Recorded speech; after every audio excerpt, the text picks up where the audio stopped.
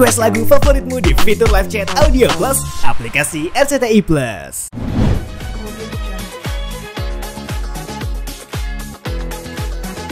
Rekan-rekan, yang pertama kami izin menyampaikan hasil pengungkapan kasus oleh rekan-rekan kami dari Jatanras, ya, Subdit Jatanras Ditreskrim Polda Metro Jaya. Terkait adanya berita yang viral beberapa hari yang lalu, sekitar tanggal 5 ya.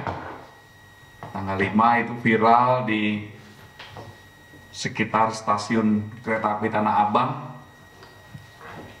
Ada seorang laki-laki korban yang sedang melakukan aktivitas di situ, kemudian didatangi oleh, saya katakan dia ini preman ya, preman melakukan pemalakan dengan memaksa di siang hari jam 13.30 ini kejadiannya. Dengan mengancam korban dengan sebuah golok, ya, sehingga korban mengalami luka bacok dan luka tusuk di sekitar pinggang dan perut dan juga di kepala. Ya, karena tersangka ini memaksa korban untuk menyerahkan barang-barang milik korban. Ya, saat itu korban membawa handphone, ada dompet dan ada tas belanjaan. Karena diancam dan tidak berhasil merampas barang milik korban, akhirnya tersangka melukai. Ya, ini tindakan premanisme yang akan terus dikejar dan diburu oleh kami. Ya, kami ada 24 jam dan rekan-rekan, kejadian tanggal 5 di daerah Jati Baru Raya, stasiun kereta api Tanah Abang. Kemudian tersangka ditangkap 1,5 hari kemudian atau Jumat dini hari, ya, tanggal 7 Maret di daerah Pasar Tanah Abang. Ya, mohon segera laporkan kepada Polda Metro Jaya, bisa melalui 110. Ya, kami berkomitmen, Polda Metro Jaya berkomitmen untuk memberantas segala bentuk kejahatan jalanan, tindakan premanisme dalam rangka memelihara Kamtibmas dan melindungi warga masyarakat yang beraktivitas di wilayah hukum Polda Metro Jaya. Ya, saat ini tersangka sudah ditahan, Saudara AI, ya, 29 tahun. Ini fotonya. Tahan, Pak. Kiri dulu ya. Tengah. Bentar, Pak. Kemudian kanan ya.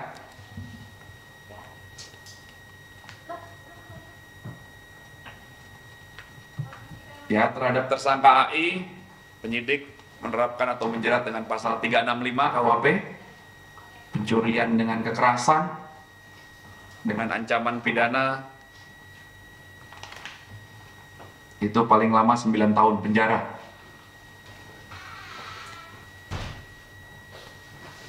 Ya, saat dilakukan tindak pidana ini,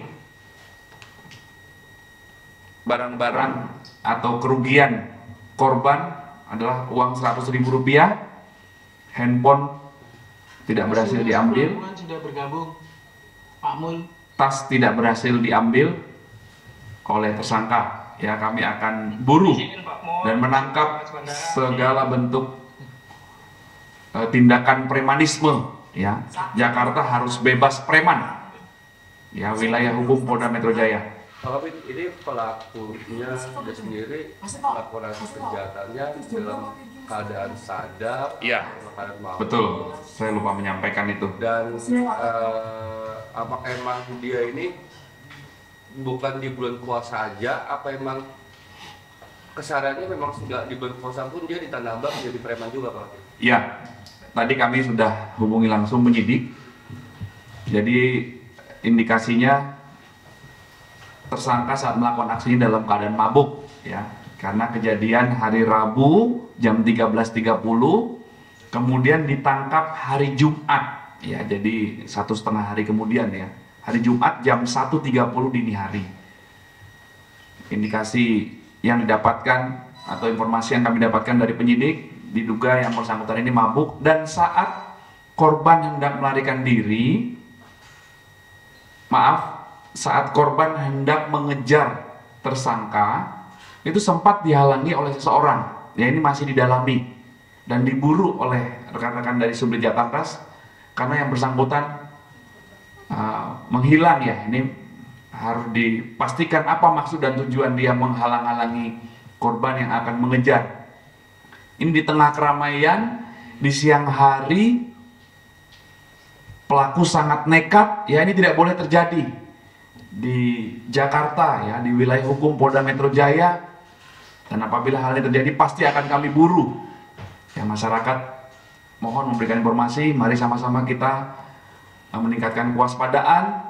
Kami mohon dukungan dari tokoh-tokoh masyarakat, tokoh agama, tokoh pemuda di sekitar lokasi dan seluruh tempat. Mari sama-sama kita bangun, kita ciptakan sistem keamanan ya. Ya, tidak ada ruang bagi segala bentuk premanisme di wilayah hukum Polda Metro Jaya, rekan-rekan ya. Itu komitmen dari kami, dari Polda Metro Jaya. Oke? Baik, yang kedua ya. Jadi benar rekan-rekan, tanggal 7 Maret kami Polda Metro Jaya telah menerima laporan polisi tentang dugaan tindak pidana pencemaran nama baik melalui media elektronik dan atau pencemaran nama baik dan atau fitnah ya, yang dilaporkan oleh saudari LAT. Saudari LAT selaku pelapor dan juga sebagai korban. Ya. Siapa yang dilaporkan? Terlapornya adalah sebuah akun TikTok dan akun media lainnya ya, dengan nama S titik ya, kami sebutkan inisial, dan juga akun namanya B titik inisialnya itu ya.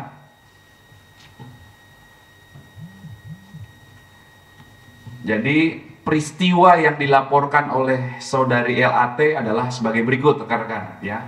Pelapor juga selaku korban menerangkan bahwa tanggal 6 Maret 2025 diketahui ada sebuah akun TikTok dan akun media lainnya bernama S dan B itu mengunggah konten yang bertuliskan bahwa korban melakukan black campaign terhadap UMKM yang menyebabkan UMKM bangkrut hanya karena korban menyatakan bahwa produk tersebut memiliki kekurangan tanpa ada faktor lain. Padahal korban hanya membuat ulasan jujur dan tidak menerima bayaran dari pihak manapun untuk menjatuhkan bisnis tersebut. Atas kejadian tersebut korban merasa dirugikan. Yang kami sebutkan tadi itu adalah kronologi versi pelapor ya, atau versi korban, atau apa yang disampaikan oleh korban selaku pelapor kepada Polda Metro Jaya. Nah, hal inilah yang selanjutnya didalami oleh rekan-rekan kami dari penyidik atau penyelidik ya. Tahap pendalaman ini dalam rangka penyelidikan. Penyelidikan merupakan serangkaian proses yang dilakukan oleh penyelidik untuk mengetahui apakah peristiwa yang dilaporkan itu ada dugaan tindak pidana atau tidak. Nah, ini tahapannya di tahap itu ya. Jadi masyarakat dapat melaporkan kepada kami, kewajiban kami melakukan pendalaman peristiwa yang dilaporkan. Peristiwa yang dilaporkan tadi sudah jelas ya, yang kami sampaikan. Itulah bagian yang akan didalami. Kemudian saat membuat laporan, itu pelapor atau korban menyertakan barang bukti satu bundel screenshot dan postingan komentar negatif dan juga ada satu buah link video itu yang diserahkan kepada Polda Metro Jaya. Ya, jadi mohon waktu rekan-rekan, tim penyelidik dari Ditresiber Polda Metro Jaya saat ini sedang melakukan pendalaman terkait laporan yang kami terima beberapa hari yang lalu. Ya, itu rekan-rekan update-nya. Link videonya kalau boleh tahu Pak tentang apa Pak? Ya, tentunya barang bukti yang disampaikan ini terkait dengan peristiwa yang dilaporkan tadi, Mbak. Ya, peristiwa yang dilaporkan yang kami sebutkan tadi ya. Pasal dan ancaman hukumannya? Ya, berdasarkan laporan yang kami terima tersebut, maka dugaan peristiwa pidana yang terjadi adalah yang pertama, dugaan pencemaran nama baik, sebagaimana pencemaran nama baik ya melalui media elektronik, sebagaimana diatur di pasal 45 ayat 4 junto pasal 27A Undang-Undang ITE dengan ancaman pidana 2 tahun, maksimal 2 tahun ya, atau denda paling banyak 400 juta rupiah. Kemudian dugaan tindak pidana yang kedua adalah dugaan tindak pidana pencemaran nama baik sebagaimana diatur di pasal 310 KUHP dengan ancaman pidana maksimal 9 bulan. Kemudian dan atau tindak pidana fitnah ya sebagaimana diatur di pasal 311 KUHP dengan ancaman pidana 4 tahun. Ya, jadi perlu rekan-rekan ketahui dan masyarakat ketahui, ketika ada masyarakat yang merasa dirinya menjadi korban kejahatan, maka kami melakukan penerimaan laporan, kami mengasesmen, melakukan penilaian, melakukan diskusi, melakukan pengecekan TKP, kemudian menerima laporan dan menuangkannya ke dalam sebuah laporan polisi. Inilah yang kami sampaikan tadi adalah data berdasarkan laporan polisi yang diterima. Ya, jadi ini masih dalam tahap awal dalam sebuah penerimaan laporan polisi. Saat ini tahap awalnya adalah dilakukan pendalaman dalam langkah penyelidikan. Itu rekan-rekan ya. Jadi ini harus dijelaskan semua secara utuh, secara lengkap, tidak bisa dipotong-potong. Ya, harus clear semuanya. Jadi ini laporan dari masyarakat, kami mengasesmen, inilah yang akan didalami. Ya, mohon waktu ya. Oke. Ini juga ada hal yang menarik satu lagi rekan-rekan ya. Ini penting sekali ya, kami punya tugas untuk memberikan imbauan dan edukasi. Ini cukup marak terjadi pencemaran nama baik melalui media elektronik, fitnah, pencemaran nama baik sebagaimana diatur di KUHP juga. Ini hati-hati menggunakan gadget kita harus sama-sama bijak bermedsos. Walaupun saya memposting misalkan tidak pakai nama saya, tapi itu merugikan, apabila merugikan orang lain dapat dilacak dan harus mempertanggungjawabkan. Ya, mungkin Mas dan Mbak bisa berkomen dengan menggunakan nama orang lain dan lain sebagainya, tapi itu pun harus dapat mempertanggungjawabkan apa yang sudah dilakukan. Jadi hati-hati dan bijak bermedsos. Mari kita gunakan medsos sebaik-baiknya untuk kemanfaatan. Ya, kami mengimbau, mari sama-sama kita ciptakan situasi Kamtibmas yang kondusif, rekan-rekan. Ya, terima kasih atas kerjasamanya. Tentunya imbauan-imbauan ini kalau rekan-rekan teruskan ke masyarakat, ini bisa mudah-mudahan bisa membawa kebaikan ya.